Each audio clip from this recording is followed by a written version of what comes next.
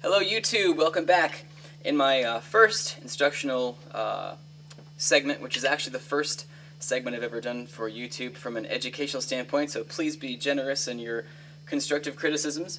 We talked about the grip, we talked about how to hold a very loose grip to get maximum power and maximum rebound, maximum sound with minimal effort. Today we're going to talk about the different types of strokes. Now for our beginners, we have 4 types of strokes. We have the full stroke, the downstroke, the tap, and the upstroke.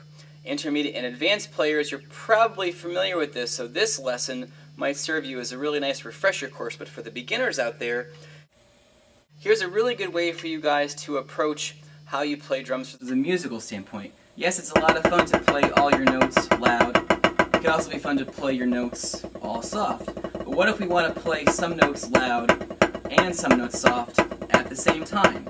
Here's where our full, our down, our tap, and our upstrokes are going to come into play. Again, for the intermediate and advanced players, this is going to be stuff that's already familiar to you, so you might want to fast forward to the exercise which incorporates all of these. But for our beginner players out there, let's briefly talk about the 4 different types of strokes so you can learn it and it can become a part of your playing. Okay?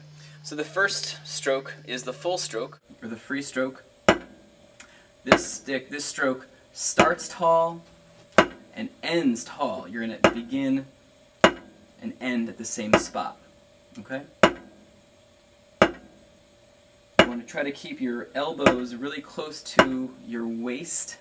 Okay? It's not this so much, or even this. You don't want to club it with your forearm. You want to begin with the wrist, okay? The next stroke is a downstroke, which starts tall and ends low, okay? Reset. So if we put these together, you can have 4 accented notes using 2 different stroke types. We could do 2 full strokes followed by 2 downstrokes, which set us up beautifully for the next type of stroke. But before we get to that, let's quickly review the full strokes. I'll do 2 of them. Then we'll talk about the downstrokes. I'll demonstrate 2 of them. Got full, full, down, down. Setting us up for the tap, which starts low and ends low. And with your taps, really important to play them low and soft. This requires a lot of control. You guys are probably familiar with the wonderful George Lawrence Stone book, Stick Control. It's a good idea to play that book this height, varying speeds, varying dynamics. But to really strengthen your control, I would definitely recommend playing Stick Control at that tap height. Excuse me, the last stroke we're going to talk about is the upstroke, where we start low and end tall. This is also referred to as a pull-out. So if we wanted to, your upstroke again,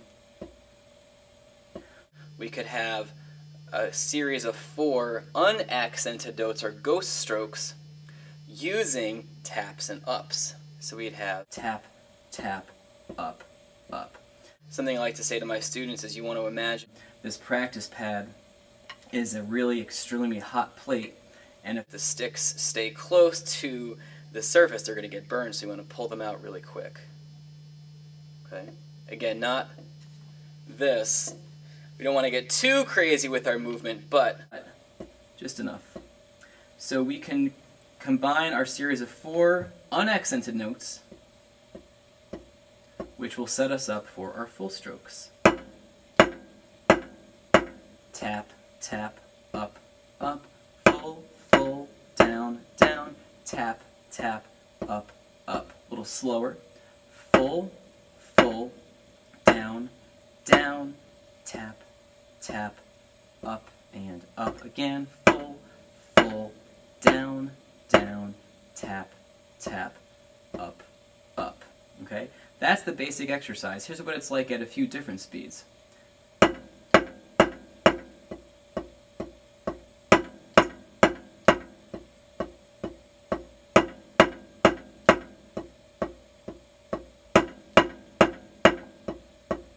And a little faster.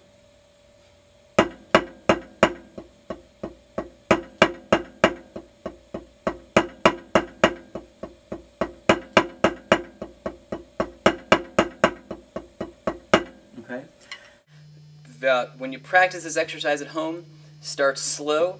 Really pay attention to the qualities of each stroke. Again, the full stroke starts tall, ends tall. Your downstroke starts tall, ends low, tap. Starts low, ends low. And then finally our upstroke starts low and ends tall. Okay? Try this exercise at home. Vary your tempos. And you can also try this on the drum kit. You can put your accents on the toms or even on the cymbals with bass drum. And it really helps to set us up for our next clip, in which we're going to talk about the double strokes and different ways to accent the different parts of the double stroke. So go ahead and make sure you tune into this next lesson, and I will see you there.